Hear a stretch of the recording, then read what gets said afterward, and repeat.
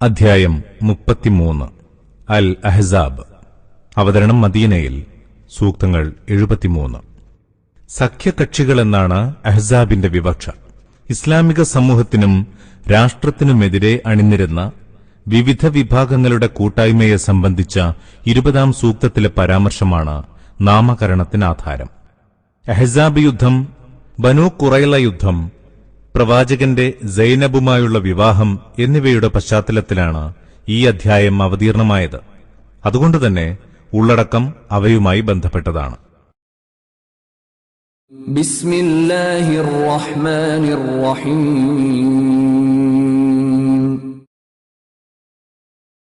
നബിയെ, അല്ലാഹുവെ സൂക്ഷിക്കുക. സത്യനിഷേധികളെയും കപടവിശ്വാസികളെയും നീ അനുസരിക്കരുത്. അല്ലാഹു എല്ലാം അറിയുന്നവനാണ്, യുക്തിമാനും. നിനക്ക് നിന്റെ നാഥനിൽ നിന്ന് വഹിയായി കിട്ടുന്ന സന്ദേശം പിൻപറ്റുക. നിങ്ങൾ പ്രവർത്തിക്കുന്നതിനെപ്പറ്റിയൊക്കെ നന്നായി അറിയുന്നവനാണ് അല്ലാഹു.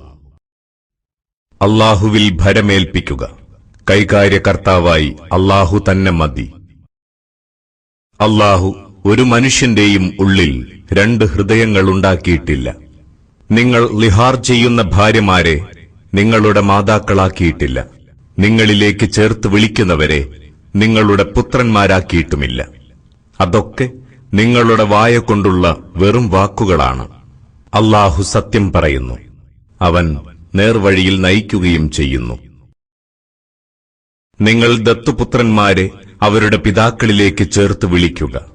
അതാണ് അല്ലാഹുവിന്റെ അടുത്ത് ഏറെ നീതിപൂർവകം. അഥവാ അവരുടെ പിതാക്കളാരെന്ന് നിങ്ങൾക്കറിയില്ലെങ്കിൽ അവർ നിങ്ങളുടെ ആദർശ സഹോദരങ്ങളും മിത്രങ്ങളുമാകുന്നു. അബദ്ധത്തിൽ നിങ്ങൾ പറഞ്ഞു പോയതിന്റെ പേരിൽ നിങ്ങൾക്ക് കുറ്റമില്ല. എന്നാൽ നിങ്ങൾ മനഃപൂർവ്വം ചെയ്യുന്നത് കുറ്റം തന്നെ. അല്ലാഹു ഏറെ പൊറുക്കുന്നവനും പരമകാരുണികനുമാണ്. പ്രവാചകൻ സത്യവിശ്വാസികൾക്ക് സ്വന്തത്തേക്കാൾ ഉറ്റവനാണ്. അദ്ദേഹത്തിന്റെ പത്നിമാർ അവരുടെ മാതാക്കളുമാണ്. അല്ലാഹുവിന്റെ ഗ്രന്ഥം അനുസരിച്ച് രക്തബന്ധുക്കൾ പരസ്പരം മറ്റു വിശ്വാസികളെക്കാളും മുഹാജിറുകളെക്കാളും കൂടുതൽ അടുപ്പമുള്ളവരാണ്.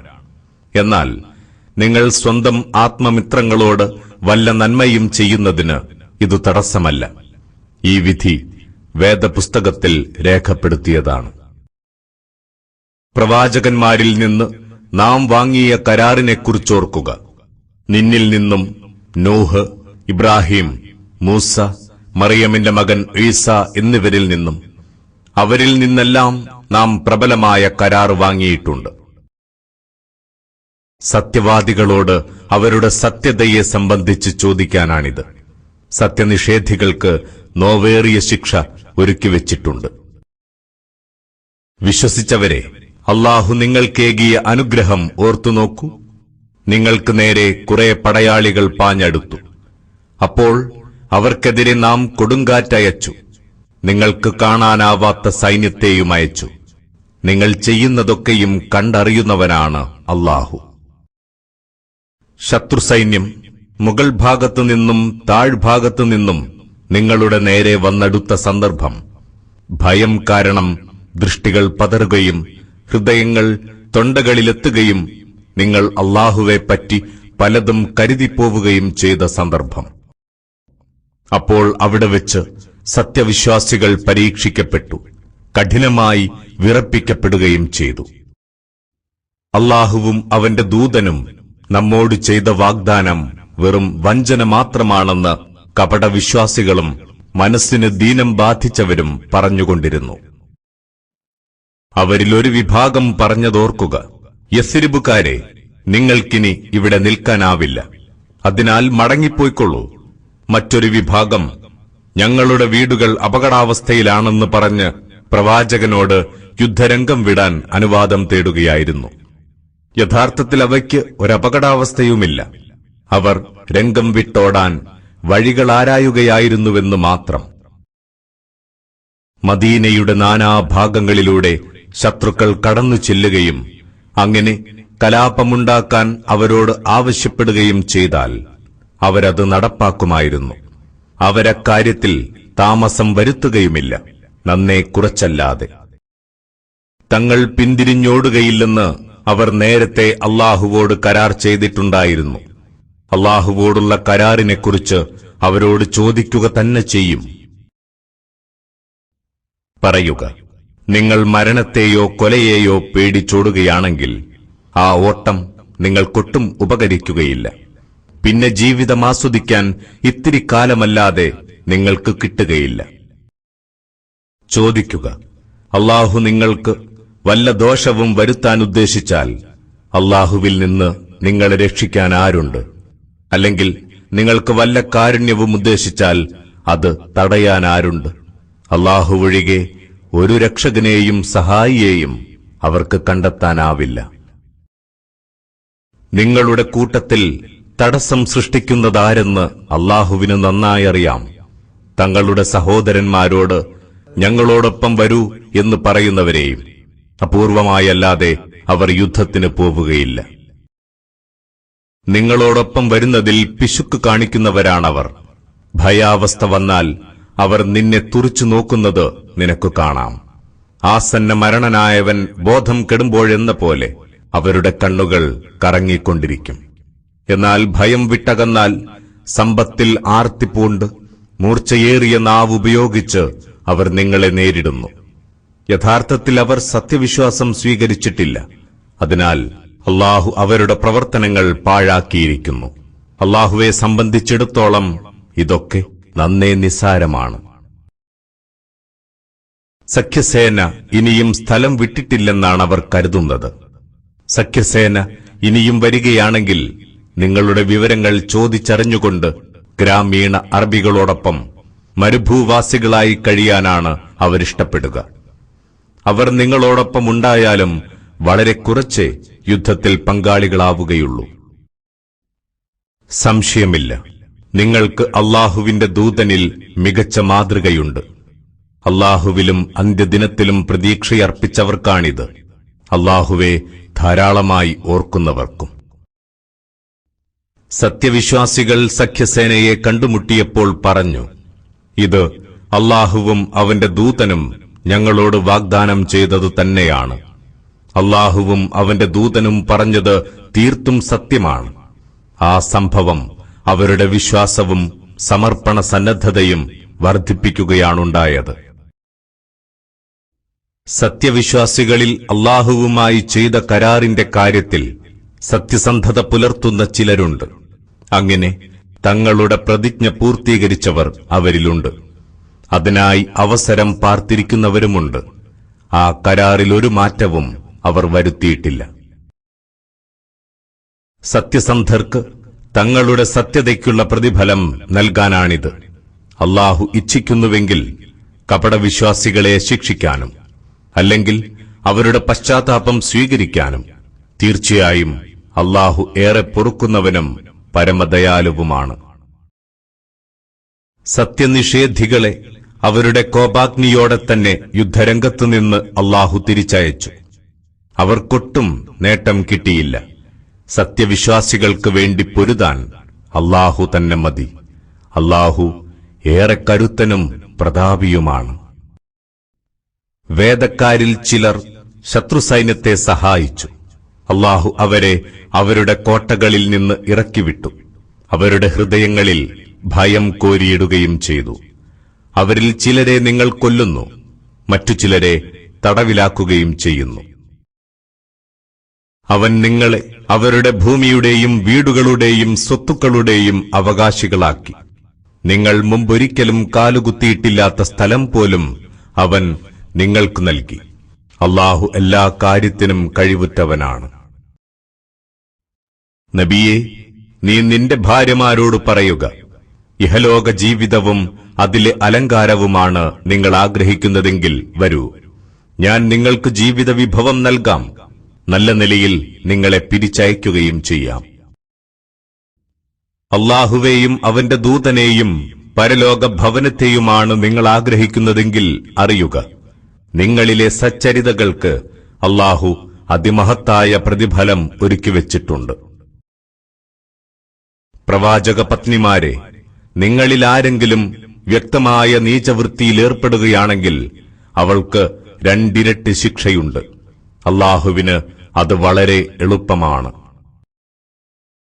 നിങ്ങളിൽ ആരെങ്കിലും അല്ലാഹുവോടും അവന്റെ ദൂതനോടും വിനയം കാണിക്കുകയും സൽക്കർമ്മം പ്രവർത്തിക്കുകയുമാണെങ്കിൽ അവൾക്ക് നാം രണ്ടിരട്ടി പ്രതിഫലം നൽകും. അവൾക്കു നാം മാന്യമായ ജീവിത വിഭവം ഒരുക്കിവെച്ചിട്ടുമുണ്ട്. പ്രവാചക പത്നിമാരെ, നിങ്ങൾ മറ്റു സ്ത്രീകളെപ്പോലെയല്ല. അതിനാൽ നിങ്ങൾ ദൈവഭക്തകളാണെങ്കിൽ കൊഞ്ചിക്കുഴഞ്ഞു സംസാരിക്കരുത്. അത് ദീനം പിടിച്ച മനസ്സുള്ളവരിൽ മോഹമുണർത്തിയേക്കും. നിങ്ങൾ മാന്യമായി മാത്രം സംസാരിക്കുക. നിങ്ങൾ നിങ്ങളുടെ വീടുകളിൽ അടങ്ങിയൊതുങ്ങിക്കഴിയുക. പഴയ അനിസ്ലാമിക കാലത്തെപ്പോലെ സൗന്ദര്യം വെളിവാക്കി വിലസി നടക്കാതിരിക്കുക. നമസ്കാരം നിഷ്ഠയോടെ നിർവഹിക്കുക. സക്കാത്ത് നൽകുക. അല്ലാഹുവേയും അവന്റെ ദൂതനെയും അനുസരിക്കുക. നബി കുടുംബമേ, നിങ്ങളിൽ നിന്ന് മാലിന്യം നീക്കിക്കളയാനും നിങ്ങളെ പൂർണ്ണമായും ശുദ്ധീകരിക്കാനുമാണ് അല്ലാഹു ഉദ്ദേശിക്കുന്നത്. നിങ്ങളുടെ വീടുകളിൽ വെച്ച് ഓതി കേൾപ്പിക്കുന്ന അല്ലാഹുവിന്റെ വചനങ്ങളും തത്വജ്ഞാനങ്ങളും ഓർമ്മിക്കുക. അല്ലാഹു എല്ലാം നന്നായി അറിയുന്നവനും സൂക്ഷ്മജ്ഞനുമാണ്.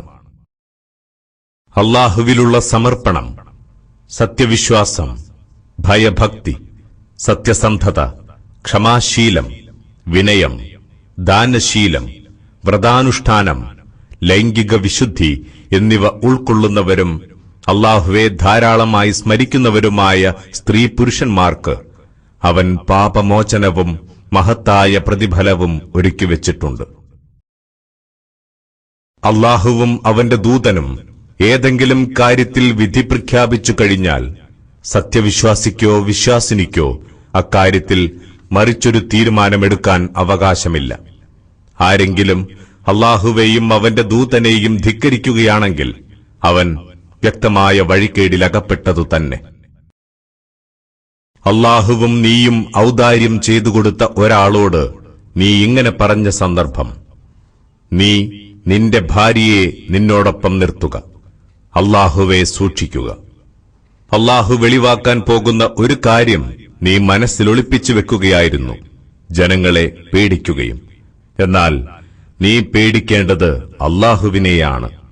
പിന്നീട് സയ്യിദ് അവളിൽ നിന്ന് തന്റെ ആവശ്യം നിറവേറ്റിക്കഴിഞ്ഞപ്പോൾ നാം അവളെ നിന്റെ ഭാര്യയാക്കി തന്നു. തങ്ങളുടെ ദത്തുപുത്രന്മാർ അവരുടെ ഭാര്യമാരിൽ നിന്നുള്ള ആവശ്യം നിറവേറ്റിക്കഴിഞ്ഞാൽ അവരെ വിവാഹം ചെയ്യുന്ന കാര്യത്തിൽ സത്യവിശ്വാസികൾക്കൊട്ടും വിഷമമുണ്ടാവാതിരിക്കാനാണിത്. അല്ലാഹുവിന്റെ കൽപ്പന നടപ്പാക്കപ്പെടുക തന്നെ ചെയ്യും. അല്ലാഹു നിശ്ചയിച്ചു കൊടുത്ത ഇത്തരം കാര്യങ്ങളിൽ പ്രവാചകന് ഒട്ടും പ്രയാസം തോന്നേണ്ടതില്ല.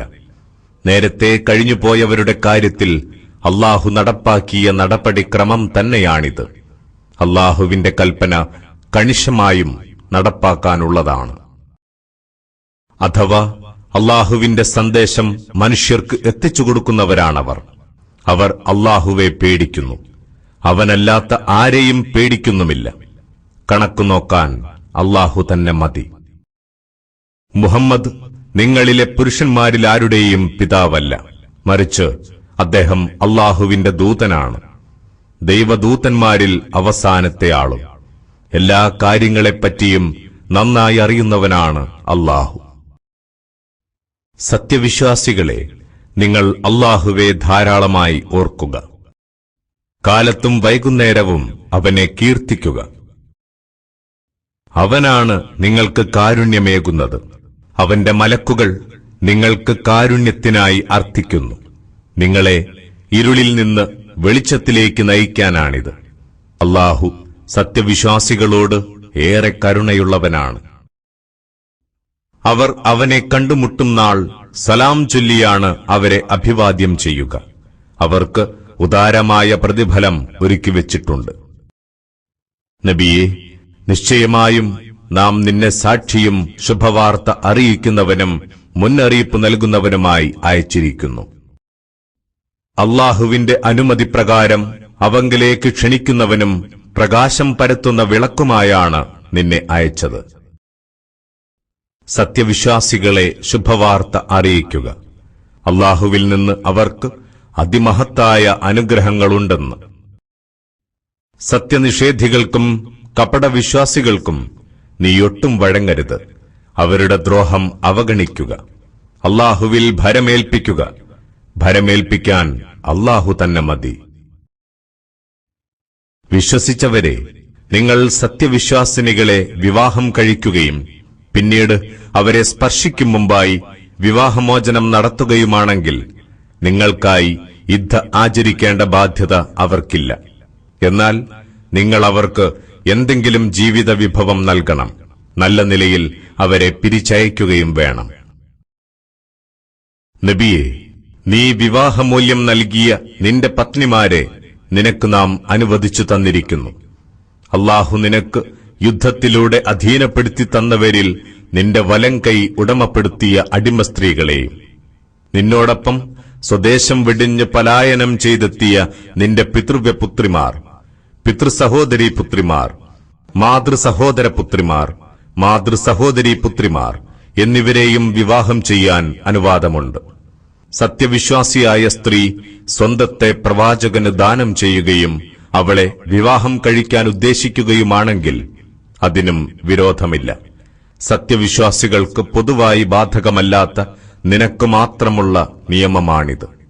അവരുടെ ഭാര്യമാരുടെയും അടിമകളുടെയും കാര്യത്തിൽ നാം നിയമമാക്കിയ കാര്യങ്ങൾ നമുക്ക് നന്നായി അറിയാം. നിനക്ക് ഒന്നിലും ഒരു പ്രയാസവുമുണ്ടാവാതിരിക്കാനാണിത്. അല്ലാഹു ഏറെ പൊറുക്കുന്നവനും പരമദയാലുവുമാണ്. ഭാര്യമാരിൽ നിന്ന് നിനക്കിഷ്ടമുള്ളവരെ നിനക്കകറ്റി നിർത്താം. നീ ഉദ്ദേശിക്കുന്നവരെ അടുപ്പിച്ചു നിർത്താം.